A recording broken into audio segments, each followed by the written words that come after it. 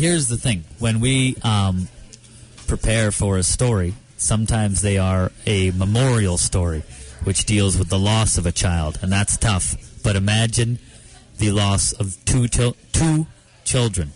Lisa and Corrie are here to tell their story. This is amazing. Tell us about the journey you went on, and it's not even that long ago. No, I guess not. I don't know. It feels like it was just recently. I guess in 2007, July 2007, on Corey's birthday, we had twins, Nicholas and Olivia, and it was pretty exciting.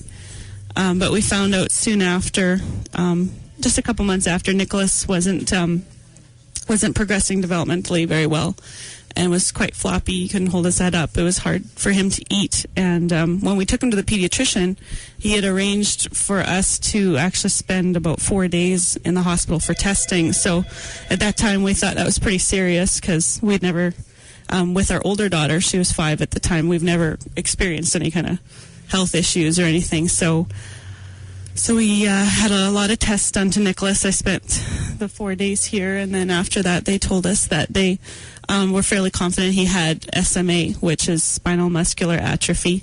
It's a condition that, a genetic condition where they're missing a protein that causes the cells along the spine to regenerate. Right. So once the cells die off, then there's no more nerve function going out to the limbs and trunk, and so they lose their ability to breathe and to eat and to move, and that happens over a few months. So we found out in September that Nicholas wasn't quite possibly not going to be with us for very long. And so by Sabrina's birthday, about Halloween, he had gotten quite ill, and we rushed him to the hospital. He was having a hard time breathing, and for the month of November, we were here at the Children's Hospital with Nicholas while he fought for his life. But the genetic condition was, you can't overcome that. And so at the end of November, he passed away here under the great care of the people at the PSCU, the special care unit. After we got home, about a week later, we discovered Olivia had the same symptoms, and we're back at the Children's Hospital again a week later. We saw the pediatrician. He immediately rushed us over here. On that day, we were really lucky that we had the same doctors with Nicholas. They were on call, and they brought us immediately back up to the ward that Nicholas passed away from, and we brought Olivia here in December. She was here for a bit longer, and passed away in January of 2008. This is, an understatement to say that. That's an incredibly hard thing to go through. Yes. Yeah, it's astounding. I think we still look at each other and kind of say, did that really happen? Like, was that really a piece of our life? Can that happen to people? And yeah, it does. But the odds are ridiculously low. Yeah.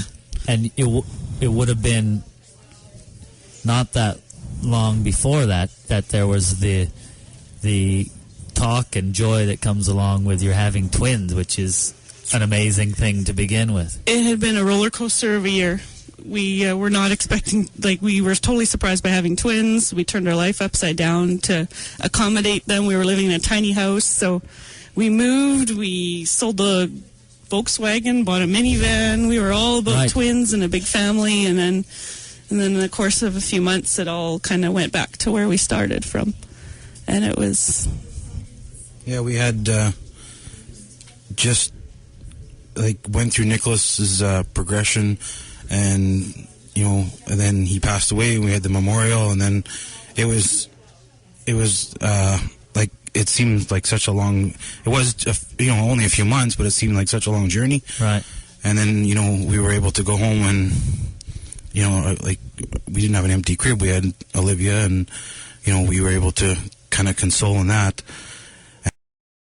And to have it all happen again, it was right from day one, and we had to go through the entire thing again, and then right through to the memorial, and it was devastating, anything. It is. It's an unbelievable story. You have other children? Yeah, Sabrina is 6 now. She's healthy. She's a picture of health.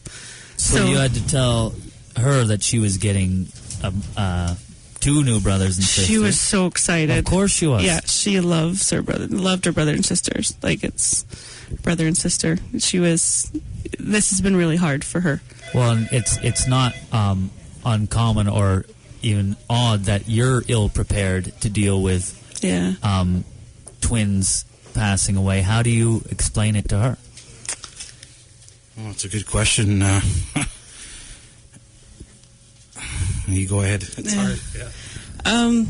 If you can, for any parent out there, like, dealing with your own grief as an adult, it's, I mean, something you move through in order to carry on. To see your child grieving is a whole other, when something triggers, she's always wanted brothers and sisters, was so excited, and then, if she's around lots of kids and something triggers, and then she starts, she cries and she misses them, and so it's something that was profound for her, as well as, I was literally living at the hospital with the babies, so from November, I was home briefly in December, back and forth in December, here in January, and she had no idea what was going on. So, but she's a awesome kid. She knows her brother and sister in heaven. She's got a real good she's one of the only kids I know that have a rock solid concept of heaven. Like, wow. She's excited about it. At Olivia's memorial, she was talking about water slides and popsicles, and so she's got in her mind, like, the twins are probably way better off than she is. So it's good, except she's lonely. Wow. But what happens every year now around your birthday now, Corey? How do you deal with that? It's a hard time for me. Usually, every year we go and they would have been 2, so we purchase toys at the age that they would have been, and we bring them to the hospital here and take them to the wards. Yeah. We do that for Christmas too. Like, whatever we would have bought for them, we'll buy for the kids we know in PSCU, because that's where they spent the most time. That's the long-term kids. Yeah. So and they're awesome kids. They're so cute. So we at least get the joy of being able to take part in what we would have, and then can bless other people. And you with get that. it when you see those kids, because some of them, that's the only home they've ever known. Yeah, is that place. There are some kids that have been here a very long time. Well, you've probably learned a lot about yourselves as well through all of this. It's amazing what you are capable of. Yes, yeah. It puts everything into perspective about what's really important and what's not.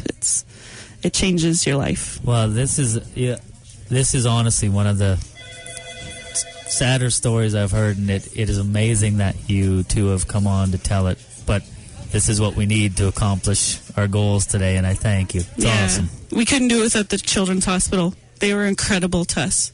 Absolute huge support to us. They were like family, and they were family to Sabrina too, and when Sabrina would come and visit, they'd bring her to Child Life room, they would play with her, they'd shower her with gifts.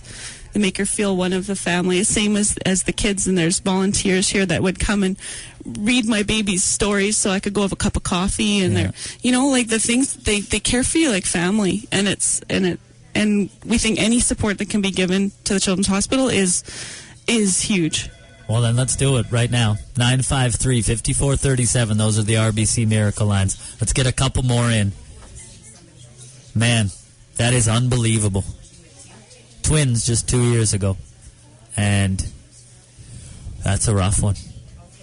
953-5437. Out of town, 1-866-953.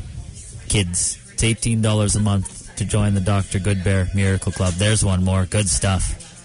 Can we get one more? Oh, she was crying at your story. The lady answering the phone was crying from your story. Are we allowed to do that? Sure. That's the power of your story. It's definitely, yeah. It was awesome. Thanks for doing this. You're welcome. We'll be here live until 6 o'clock, but it's today only. All right? So don't wait until tomorrow. And now it's less than 4 hours. 953 Kids. The Peas.